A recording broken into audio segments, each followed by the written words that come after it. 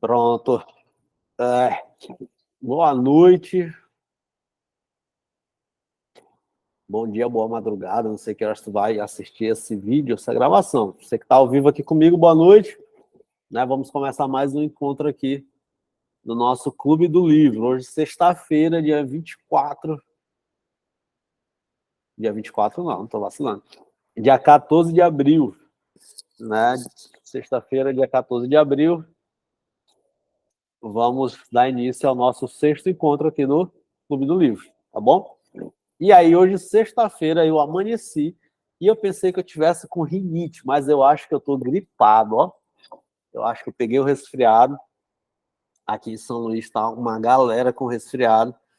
E aí eu acho que eu acabei resfriando, né? Mas aí, como eu já tinha assumido esse compromisso, vocês vão ter que me suportar aí, eu chupando meu catarro, tá bom?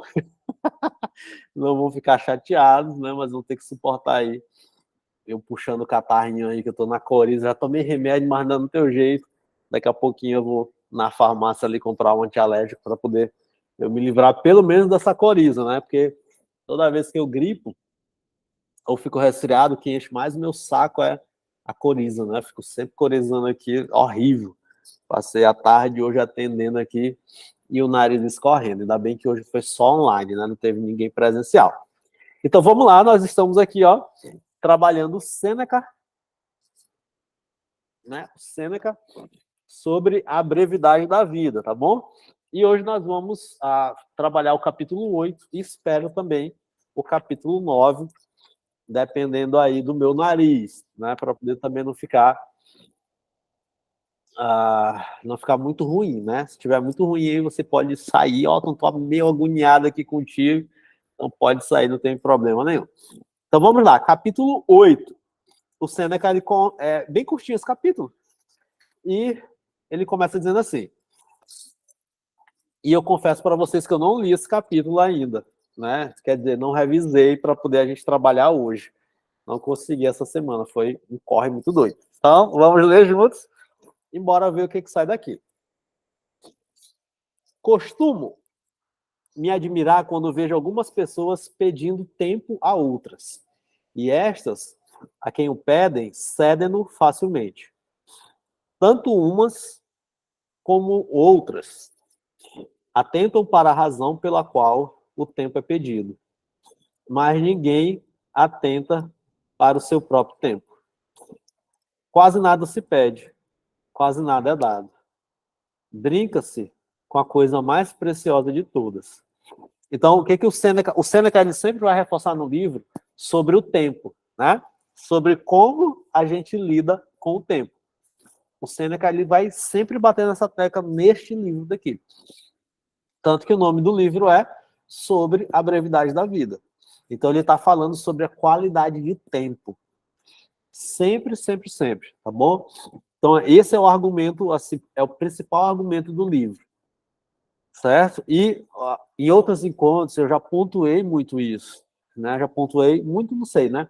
Mas algumas vezes eu já pontuei acerca de como a gente tem lidado com o nosso tempo, né? E hoje em dia a gente se distrai muito, né? Perde muito tempo, né? Seja com pensamentos, seja com pessoas, né? Seja com algumas questões que a gente fica ali ruminando na nossa cabeça, né? Seja com as tecnologias, então a gente perde muito tempo com isso, né? Essa semana mesmo eu excluí no meu celular, eu excluí o Twitter, né? Então é a minha rede social favorita, né? Então a única rede social que eu uso como rede social é o Twitter, né? Então eu uso em Marocco e vejo os tópicos lá e tudo mais. E essa semana eu resolvi excluir, né? O Instagram eu quase não uso assim, né? Eu uso só para responder caixinha, para interagir com a galera e tal. Só isso, né? Nem olhar as bolinhas dos meus amigos, nem isso eu faço no Instagram, né? E eu não sigo ninguém assim que, a não ser um professor ou outro, um psicólogo ou outro, são as pessoas que eu sigo, né? Mas eu não uso como se fosse uma distração, né? E aí eu fazia esse tipo de uso no Twitter. E aí essa semana eu dei uma excluída no Twitter. Falei, ixi, rapaz, tô gastando muito tempo nesse negócio aqui. Aí eu vou ver se eu agora, segunda-feira vai chegar o relatório, né? Tempo de uso na semana, e eu vou ver se eu diminuir o meu tempo no celular, né? Porque o negócio está pegando. Então, quase nada se pede, quase nada é dado. Brinca-se com a coisa mais preciosa de todas. Não se tem consciência disto porque é algo imaterial. Olha só, isso aqui é bacana. Não se tem consciência disto porque é algo imaterial, porque não aparece aos olhos, razão pela qual seu preço é subestimado, tido mesmo como quase sem valor. Certo? Então, o tempo, e aí tem muita gente que pode dizer assim, o tempo é dinheiro, não tem essa frase? Tempo é dinheiro, time is money. Né? Então, é uma mentalidade utilitarista, né? Então, tempo é dinheiro, principalmente ali pós-revolução industrial, né? E que se começou a atrelar, a associar muito, né, a produtividade, logicamente, ao tempo de serviço.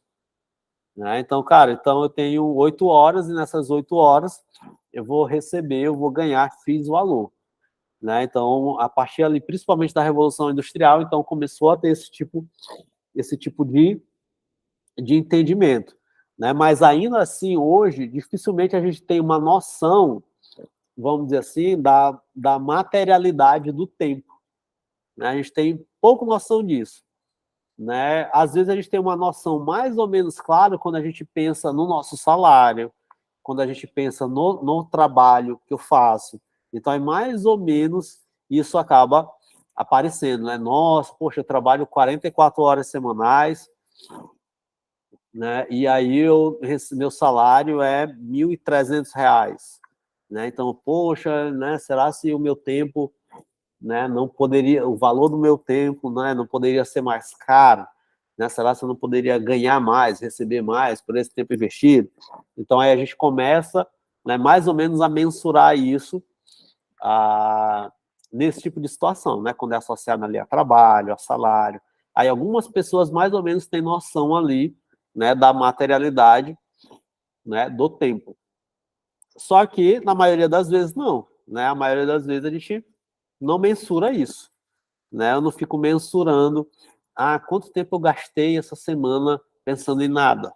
Né? Quanto tempo eu investi essa semana em algo produtivo. Ou quanto tempo eu desperdicei da minha vida, né, nesse mês. Né? Então, a gente não tem essa consciência, esse tipo de consciência. Tem um filme, deixa eu ver se eu acho aqui o nome dele. Se vocês souberem, coloquem aí no chat. É com Justin Timberlake. Que a vida, cada pessoa tem, se eu não estiver enganado, cada pessoa tem no braço ali uma contagem, né, um tempo de vida. Não é sem limite, não. Sem limite é um do cérebro. Deixa eu ver aqui o nome do filme para dar para vocês. Filme Justin Timberlake. Tempo. O Preço do Amanhã. Tá aqui. Então, O Preço do Amanhã. Aqui tem dizendo que tem na HBO ou na Prime Video, certo? Já assisti, mas não lembro o nome. Isso. É O Preço do Amanhã, Ivanice. E aí, lá no Preço do Amanhã, então tem isso, né? A galera fica angustiada por modo de que eu acho que é isso, né?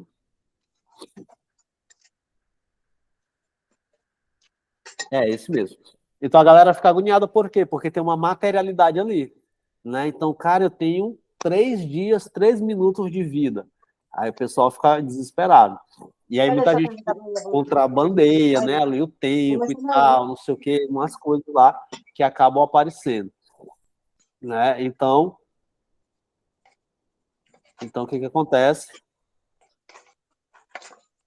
Então, aí a pessoa começa a ter essa percepção, essa noção de materialidade do tempo, né? Então, geralmente, a gente não tem consciência. Né? A gente não tem consciência. Cara, a minha vida tá rolando e eu não tenho consciência do tempo que eu estou desperdiçando. Né? Eu não tenho esse tipo de preocupação, eu não tenho esse tipo de consciência. Isso vai só rolando.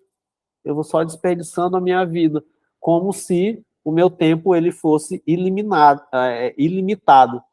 Né? Como se eu fosse durar para sempre, como se eu fosse ter ali uma quantidade infinita de vida.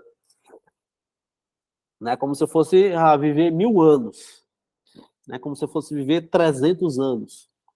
Né? E acaba que não. Né? E acaba que a vida ela tem um limite. Né? A vida ela tem um limite. O Viktor Frankl ele usa uma metáfora muito bacana acerca disso. Né? Ele diz assim que a vida, imagina como se a vida fosse uma ampulheta. Né? Então, a ampulheta, ela tem a parte de cima, ela é um recipiente, né? Geralmente, tradicionalmente, de vidro, e ela tem, tradicionalmente, grão de areia dentro dela. E ela tem meio que um cone em cima, um cone embaixo, né? E aqui no meio a gente tem uma cintura, um cinturão bem fininho, em que o grão de areia ele passa ali de maneira temperada, né? De maneira ali apertada, né? Ao ponto em que cada ampulheta, dependendo do tamanho, dependendo da quantidade de areia, né? Tem uma duração. Eu tenho uma ampulheta em casa, aqui no consultório eu não tenho não, mas eu tenho uma ampulheta em casa, ela dura ali uns 30 segundos, né? Mas você consegue visualizar aí, né, na tua mente o que é uma ampulheta, né? E o Franco ele fala assim, ó, a ampulheta, a parte de cima dela simboliza o quê? A parte de cima da ampulheta simboliza as possibilidades. Então, tudo o que você tem enquanto possibilidade de vida está simbolizado ali na parte de cima da ampulheta. A parte de baixo da ampulheta, ou seja, a areia, né, aquele material ali, arenoso, acumulado embaixo, é o realizado, tá? É o acontecido. Ou, dito de outro modo, é o passado. Então, a parte de cima é, vamos dizer assim, o futuro. A parte de baixo é o passado. E o que é o presente? O presente é o centro aqui da ampulheta, que é apertadinho, né? Que é onde passam, é onde é filtrada todas as possibilidades. E apenas uma de cada vez é concretizada. E apenas uma de cada vez é realizada. Portanto, se é realizada, é depositada na parte de baixo, no passado. Então, não é assim que é a nossa vida? Então, por exemplo, hoje, agora, eu tinha algumas possibilidades, não é isso? Então, eu estava pensando a tarde inteira. Estava pensando a tarde toda. Cara, eu tenho algumas possibilidades para o Clube do Livro hoje. Né? Quais são as possibilidades? Eu cancelar, eu desmarcar o Clube do Livro, porque eu estou gripado, estou com o nariz escorrendo aqui direto, ou eu tenho a possibilidade de manter o encontro. Eu tenho duas possibilidades. E até antes das 6, o que acontece? O Clube do Livro ele estava situado na parte de cima da minha ampulheta. Não é isso? Ele estava na parte de cima, ele era uma possibilidade. Ele não era algo que eu estava realizando ainda. Agora, neste exato momento, né, eu decidi, dentre as várias possibilidades, pelo menos as duas que eu pensei, de manter o clube ou de suspender, ou de remarcar, né? Eu tinha duas possibilidades, eu escolhi uma. Cara, eu vou manter. Vou manter o negócio. Então, agora tá o quê, ó? Agora é como se a gente estivesse aqui na parte estreitinha da ampulheta, né? O presente. Né? A Fabiana tá dizendo que tá com virose. Eu estou com virose também. Acordei hoje com esse negócio, né? Então, agora o Clube do Livro está aqui, ó, na parte estreita. E daqui a pouquinho, quando for 7 horas, esse nosso encontro de hoje, ele vai estar o quê? Na parte de baixo da minha ampulheta e da ampulheta de vocês também. Não é isso?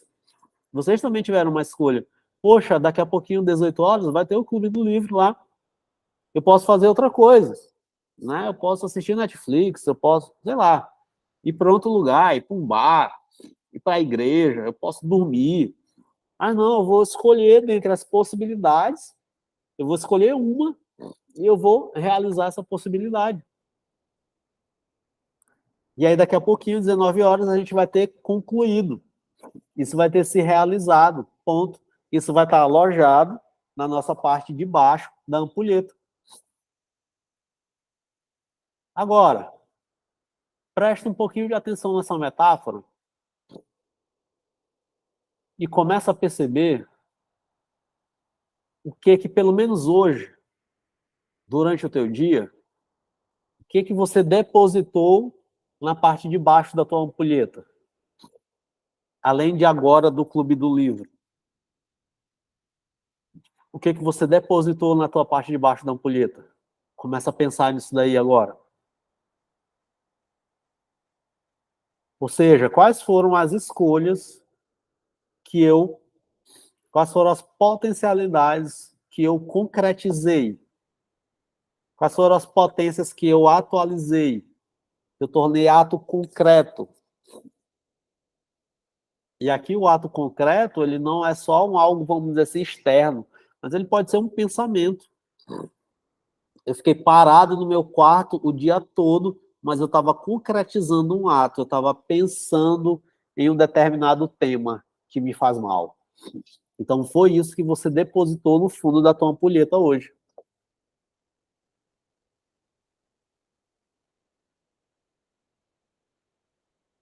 Então hoje, o que eu depositei no fundo da minha ampulheta?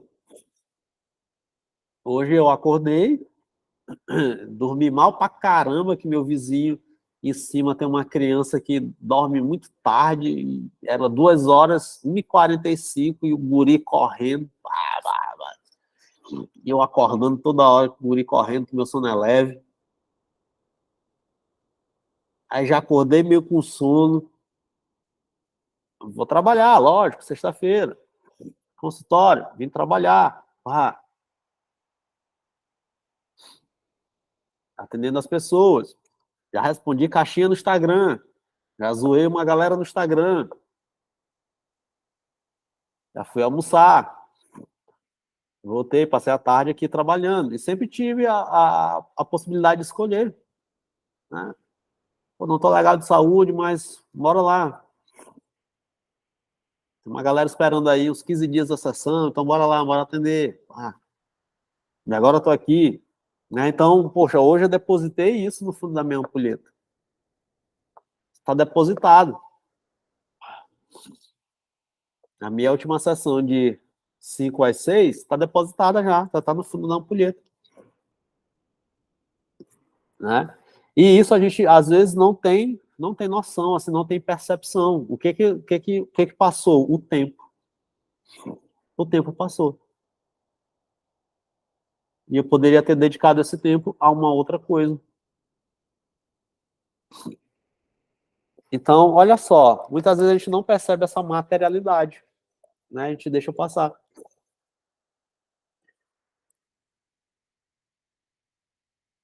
Então, essa metáfora do Frankl é bem bacana, porque ilustra isso, né? Ilustra as nossas possibilidades, ilustra o nosso presente e ilustra o nosso realizado no fundo da ampulheta.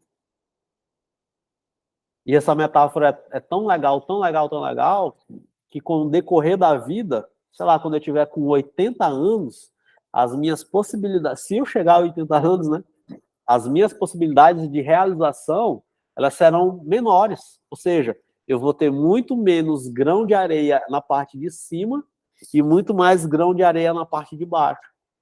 Ou seja, eu vou ter realizado muito mais coisas do que eu vou ter a possibilidade de realizar. Não é isso? E aí isso gera uma angústia, né? Isso gera uma angústia ou isso gera uma esperança? Né? E aí o Franco, ele sempre fala acerca do passado, ele sempre diz assim, o passado, né, o passado ele nos serve, né, como quase que como se fosse uma esperança, porque eu olho e vejo realidade, mas ele funciona também como um lembrete. O que eu tenho realizado? Então, quando eu olho para a parte de baixo da ampulheta, então eu tenho essas duas perspectivas. Né? Então, poxa, cara, eu realizei bacana, legal, realizei algumas coisas legais, mas também serve como um alerta. Olha o tanto de merda que eu fiz também. Não fiz só coisa boa, né? Olha o tanto de tempo que eu desperdicei. Olha o tanto de escolhas erradas que eu fiz. E aí serve como um alerta. Não é para a gente ficar ali num ciclo de culpa, né, se punindo. Não, é para servir como um alerta, para a gente melhorar, para a gente se aproximar dos nossos objetivos. Então, muitas vezes, a gente não tem consciência dessa materialidade do tempo. Por quê? Porque o tempo é algo imaterial, né? Ele é algo que realmente, só quando a gente presta um pouquinho de atenção, se esforça, a gente consegue entender que, poxa, né, a minha vida é um tempo. A minha vida é um tempo. Né? A minha vida é um dia passando. Um dia passando foi um dia de vida. Foi um tempo que passou. E o que eu depositei no fundo da minha ampulheta? Né? O que foi que eu realizei?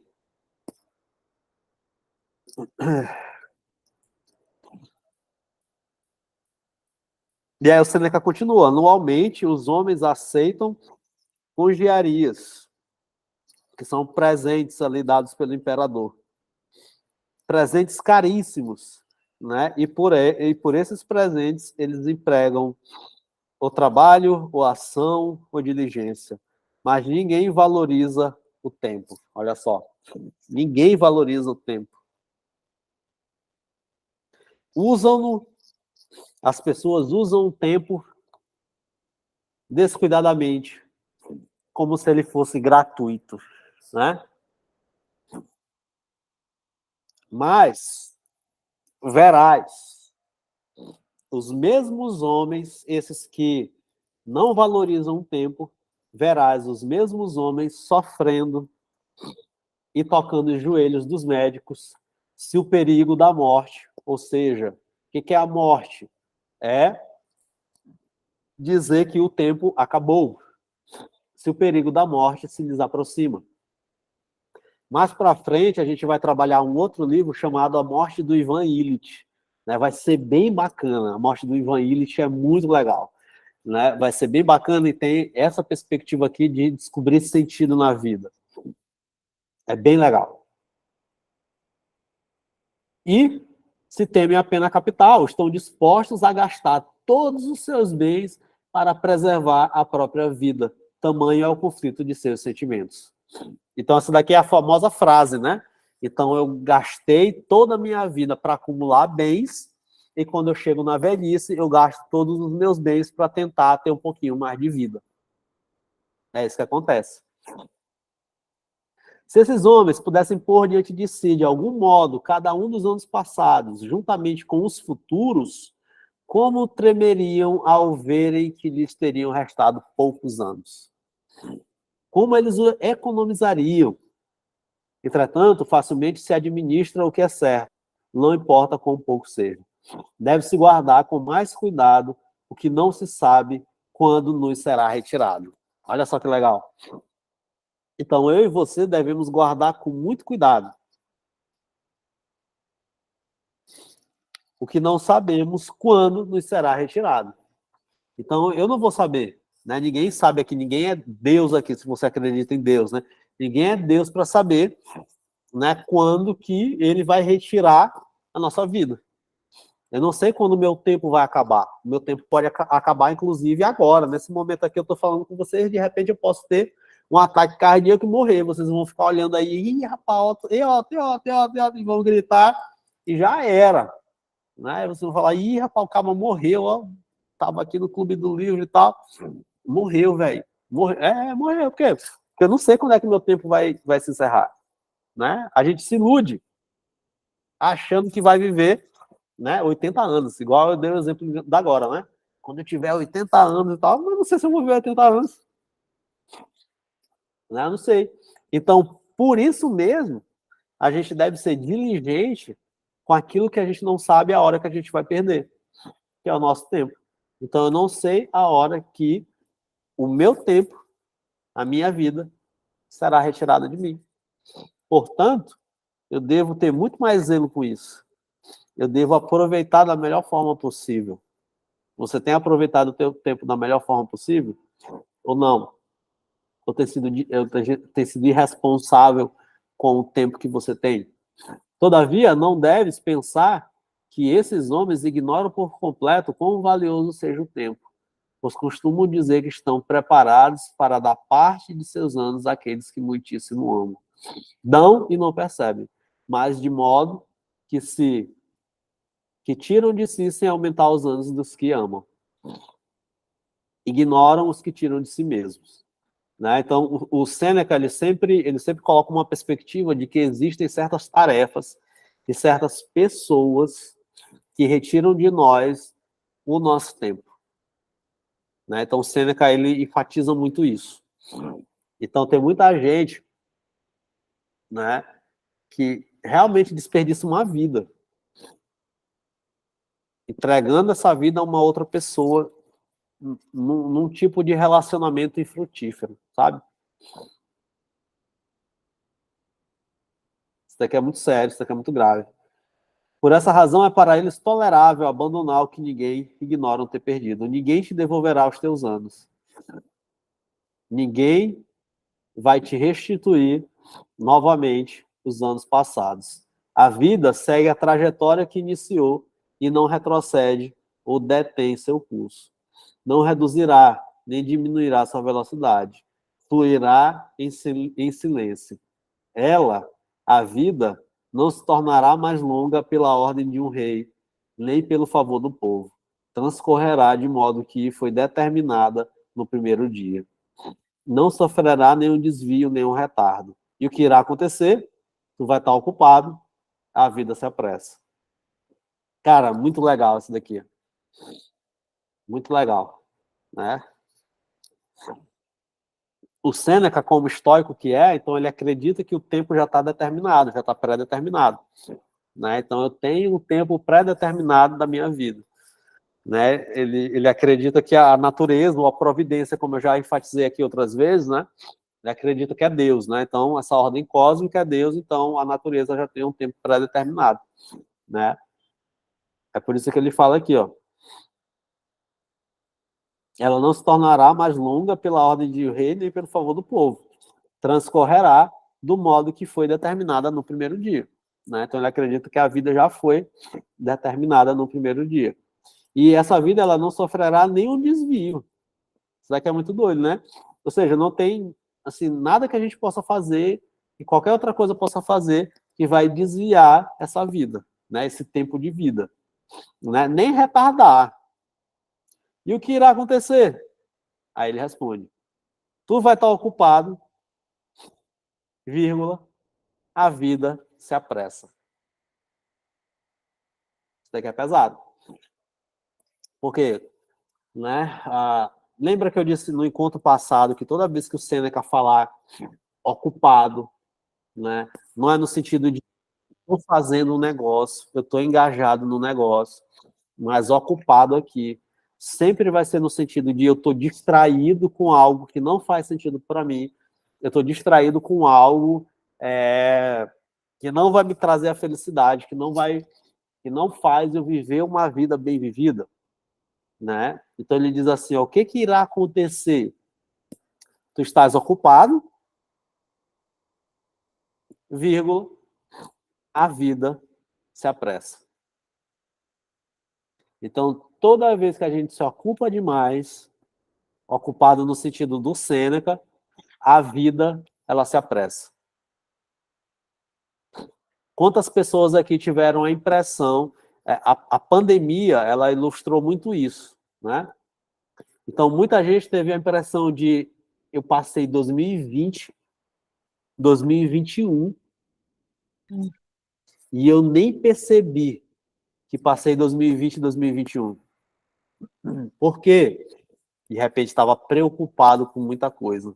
Para utilizar a linguagem do Sêneca, estava ocupado. Então, tem certos períodos de vida que a gente nem lembra. Cara, eu nem vi isso daqui passar porque eu estava ocupado. Então, quando você está ocupado, vírgula, a vida se apressa. Né? Vou até marcar isso daqui. Tu estás ocupado, a vida se apressa. Neste ínterim, a morte irá chegar, para a qual, querendo ou não, terás de ter tempo. Então, ninguém escapa da morte, né? Então, uma hora ou outra, a gente vai ter tempo para alguma coisa, e essa coisa é chamada morte. Capítulo 9, né? Deixa eu correr aqui, só 2 páginas. É possível algum humano ser mais tolo do que os que se vangloriam por serem precavidos? Ocupam-se diligentemente para que possam viver melhor. Fazem provisão de vida às custas da própria vida. Projetam seus anseios para o futuro. Ora, mas o maior desperdício de sua vida é o adiamento. Se extrai os dias um a um, rouba-nos o presente enquanto promete o futuro. A expectativa é o maior impedimento para a vida. Depende do amanhã, perde o agora. Tu dispões o que está posto nas mãos da fortuna, desperdiças o que está nas tuas. Para onde olhas? Para onde te projetas?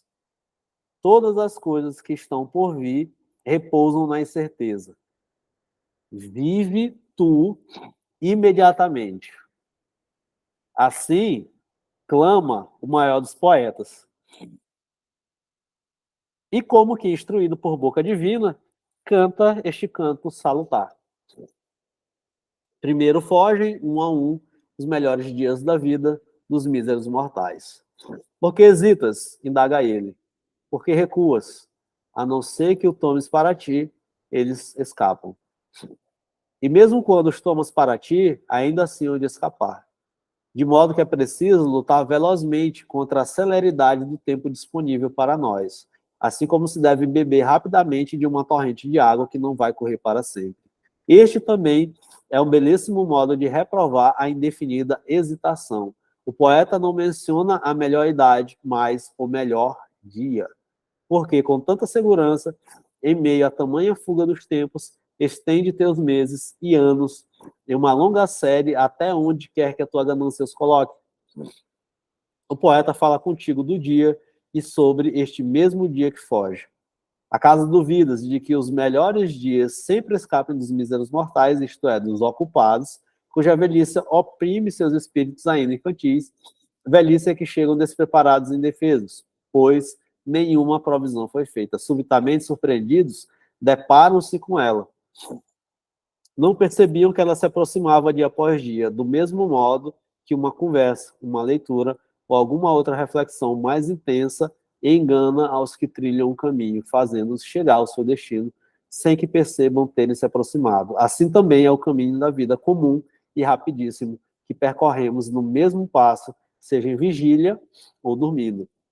Caminho este que os ocupados não se evidencia senão no fim. Então, aqui no capítulo 9, o Sêneca está chamando a atenção, né, para aquelas pessoas que estão pensando somente no futuro. Certo? Então, aqui há o quê? Aqui há um movimento da alma, no capítulo 9, há um movimento da alma em direção a eu estou fazendo tudo aqui no meu presente para que eu tenha uma garantia de uma vida boa no futuro. Certo?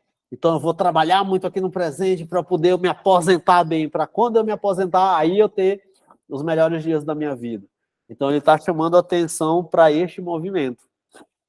Certo? Para este movimento. Que muitas vezes a gente tem, né?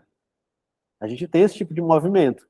Né? Então, eu vou trabalhar e quando eu chegar na minha aposentadoria, aí sim eu vou valorizar. Né? Aí sim eu vou desfrutar. Aí sim eu vou aproveitar.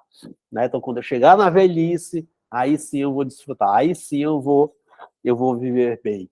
E aí tem muita gente que fica neurótica, né? Vivendo aqui no presente, sempre projetando, sempre aguardando esse futuro chegar. Então, toda ação que ela tem aqui no presente, ela está se prevenindo, ela está precavendo para poder, no futuro, ela ter uma vida boa, ela ter uma felicidade, ela ter uma alegria. Certo? Uma vez eu atendi um jovem mesmo, da minha idade, mas mais novo do que eu até, em que ele não aproveitava nada. Ele era quase que obsessivo, né? E aí muita gente vai olhar para o resultado dele e vai falar assim, cara, eu queria ser esse cara aí, ó. Ainda bem que ele fez terapia antes do 30, né? Porque ele era meio que obsessivo, né? Então, ele começou a investir na bolsa de valores muito cedo. E ele não comprava, ele não saía, ele não ia para uma viagem, porque ele estava ali obsessivo em seu pensamento de justamente garantir o seu futuro, garantir a sua aposentadoria. Então ele falava assim, eu só vou descansar quando eu tiver um patrimônio X acumulado. Enquanto eu não tivesse patrimônio X acumulado, eu não vou descansar, eu não vou desfrutar, eu não vou aproveitar. Se eu tiver com vontade de comprar uma Coca-Cola, eu não vou comprar essa Coca-Cola porque eu vou estar gastando dinheiro, né? E se eu gastar dinheiro aqui, eu vou me ferrar na aposentadoria lá. Eu vou sofrer no meu futuro, eu vou sofrer na minha velhice. Então ele tinha esse tipo de pensamento do capítulo 9. Jovem, jovem, jovem, jovem. Atendi ele tem uns 2 anos, ele tinha 27 anos na época.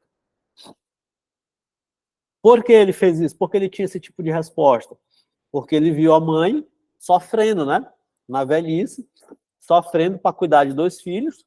O pai saiu fora no mundo e a mãe, já bem velha, né? Sacrificou tudo, sofria tudo, né? E não conseguia ter um recurso minimamente financeiro, um recurso financeiro minimamente saudável para poder sustentar 2 meninos.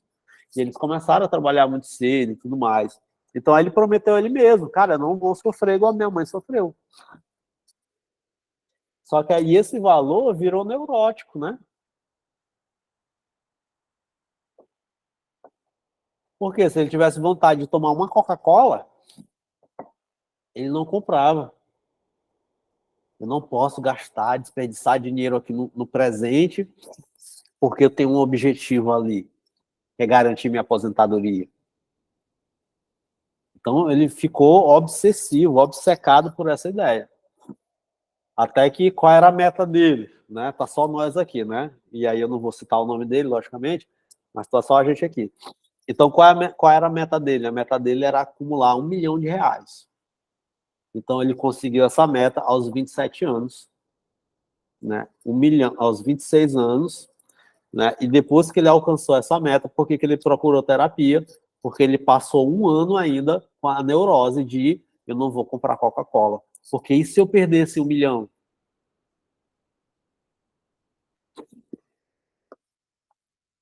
Aí ele entrou numa neurose, né? Cara, eu já tenho 1 milhão acumulado, eu vou viver agora só de rendimento. Meu rendimento mensal, sei lá, vai me dar R$ 3.000 de salário. E mesmo assim, eu ganhando esses R$ 3.000 de salário, fora uma outra empresa que ele tinha lá, que dava um outro retorno para ele não conseguia comprar uma Coca-Cola. Aí virou neurótico. Então, a alma desse jovem é igual essa daqui do capítulo 9. Que é a pessoa que está ali extremamente preocupada, né? Se vangloriando, porque eu estou me prevenindo, eu estou precavido aqui para o futuro. E acaba que não aproveita nada. E esse tipo de mentalidade é um tipo de mentalidade, por exemplo, da geração anterior à minha. Né? Minha mãe, meu pai, eles tinham esse tipo de pensamento, né? Então eu vou desfrutar na aposentadoria, eu vou aproveitar a vida na minha aposentadoria. É isso. Eu vou aproveitar a vida na aposentadoria. Quando eu tiver aposentado, aí eu vou aproveitar a vida. É esse tipo de mentalidade. E aí a gente tem a minha geração galera do final dos anos 80, né? Anos 90, que é essa fase de transição, e a gente tem uma resposta, né, hoje, de uma outra geração, que é o quê? Eu não estou preocupado muito com o futuro, não. Eu vou aproveitar, eu quero ter a experiência aqui. Então, em vez de eu comprar uma casa, eu vou fazer o quê? Eu vou viajar. Não é isso? Então, ao invés de eu juntar dinheiro para poder ter uma casa, para poder, quando eu tiver velho, na minha casa, das 5 horas da manhã, eu estou molhando a porta de casa e varrendo meu rego, em vez de eu planejar isso, eu vou fazer o quê? Eu vou guardar meu dinheiro e vou viajar. Aí a gente tem um outro tipo de resposta, que é viver como se não houvesse amanhã.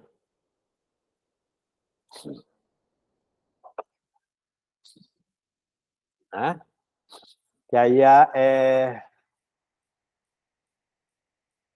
a maldita expressão que a galera entende, ou entendeu muito errado, do carpe diem, né? Então, o pessoal da minha geração também lembra muito disso, né? Carpe diem, aproveite o dia. Que é meio que essa resposta. Cara, eu não vou me matar para garantir o futuro, eu não estou preocupado com isso. Eu quero ter o quê? Eu quero ter a experiência aqui no presente. Então, em vez de eu comprar um carro, né, eu não vou comprar o carro, eu vou andar de Uber e vou, né, com o dinheiro que eu poderia comprar o carro, sei lá, investir 70 mil num carro, eu vou fazer o quê? Eu vou guardar esses 70 mil e vou viajar. Em vez de eu guardar na poupança, não vou guardar na poupança. Eu vou torrar. Aí a gente tem um outro tipo de resposta, né? Sempre nos extremos. Então, o que a gente pode fazer, né? Fazendo aqui a leitura crítica do texto do Sêneca.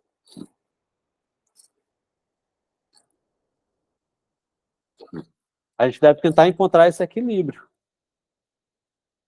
Se eu vivo só esperando o futuro, esperando desfrutar a vida lá no futuro, então eu desperdiço a vida. Eu vou desperdiçar a minha vida. Porque nunca vai estar bom, né? Sempre eu vou querer algo mais, sempre eu vou querer ter um ponto de segurança a mais, sempre eu vou querer melhorar mais. Nunca vai estar bacana, nunca vai estar legal. E eu vou desfrutar a vida quando? Quando eu tiver 60 anos, 70 anos, e eu for diabético, hipertenso, né? 3 bicos de papagaio, 2 hérnias de disco. É aí que eu vou querer aproveitar a vida, eu não vou ter saúde. Então, bora equilibrar? A ideia é essa. Bora equilibrar?